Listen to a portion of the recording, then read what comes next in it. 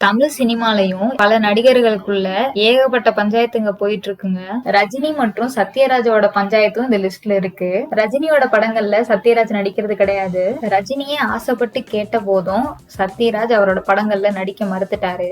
நான் ஹீரோவா நடிக்கிற படத்துல ரஜினி எனக்கு வில்லனா நடிப்பாரா அப்படின்னு சத்யராஜ் கேள்வியும் எழுப்பியிருக்காரு. கொஞ்சம் வருஷங்களுக்கு முன்னாடி இந்த மாதிரி சம்பவம் எல்லாம் நடந்திருக்கு. சத்யராஜ் ரஜினிகாந்தும் சேர்ந்து நடிச்சிருந்த மிஸ்டர் பாரத் படத்தை பார்த்திருந்தா இந்த கெமிஸ்ட்ரியோட அருமை என்ன தெரியும். அந்த படத்தை யாரும் பார்க்கலனாலும் கண்டிப்பா அந்த படத்துல இருக்கிற என்னமா கண்ணு சௌக்கியமா அந்த பாட்டை எல்லாருமே கேட்டிருப்போம். அந்த ஒரு பாட்டு போதும் அந்த மொத்த படத்தோட எக்ஸ்பிரஷன்ஸும் அதுலதான் இருக்கும். சத்யராஜ் வில்லனிசத்தோட கேலி கிண்டல் பண்றதும் அதை ரஜினிகாந்த் ஸ்டைலோட எதிர்க்கிறதும் ரெண்டையும் ஒன்னா பார்க்கலாம். இந்த காலத்துல எத்தனையோ ஃபேஸ் ஆஃப் சீன் எல்லாம் வருது.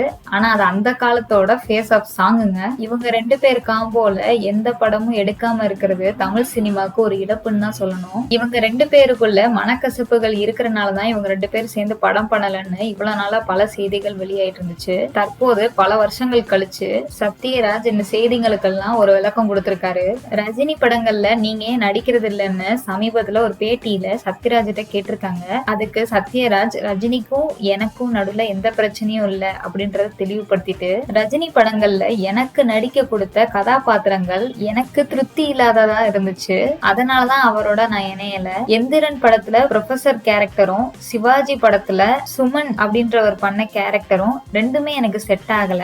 இதனாலதான் நான் இந்த படங்கள்ல நடிக்கிற வாய்ப்பை மறுத்துட்டேன் அப்படின்னு சத்யராஜ் சொல்லியிருக்காரு. அது மட்டும் இல்லாம கூலி படத்துல நீங்க ரஜினியோட சேர்ந்து நடிக்கிறீங்களா அப்படின்ற கேள்விக்கு அத படக்குழு தான் அறிவிக்கணும் அப்படின்னு தெளிவா பதில் சொல்லிட்டாருங்க. கூலி படத்துல எப்படியாச்சும் சத்யராஜ லோகேஷ் கனகராஜ் நடிக்க வச்சிட்டாருன்னா தமிழ் சினிமாவும் சினிமா ரசிகர்களும் இவ்வளவு நாள் மிஸ் பண்ணிட்டு இருந்த ஒரு காம்போவை வெள்ளித்திரையில பார்த்து ரசிக்கலாம். நீங்க கூலி படத்துக்கு வெயிட் பண்ணிட்டு இருந்தீங்கன்னா கமெண்ட்ல கூலின்னு டைப் பண்ணுங்க. இந்த வீடியோக்கு ஒரு லைக் கொடுத்துட்டு உங்களுக்கு தெரிஞ்ச ரஜினி ஃபேன்ஸுக்கு இந்த வீடியோவை ஷேர் பண்ணுங்க. நம்ம வீடியோ பாக்குற 98% ஆட்கள் சேனலை சப்ஸ்கிரைப் பண்ணாம பார்த்துட்டு இருக்கீங்க. சோ அடுத்தடுத்து வர சினிமா தகவல்களை மிஸ் பண்ணாம தெரிஞ்சுக்க சேனலை சப்ஸ்கிரைப் பண்ணி பக்கத்துல உள்ள பெல் ஐக்கானை கிளிக் பண்ணிக்கோங்க. தேங்க்யூ.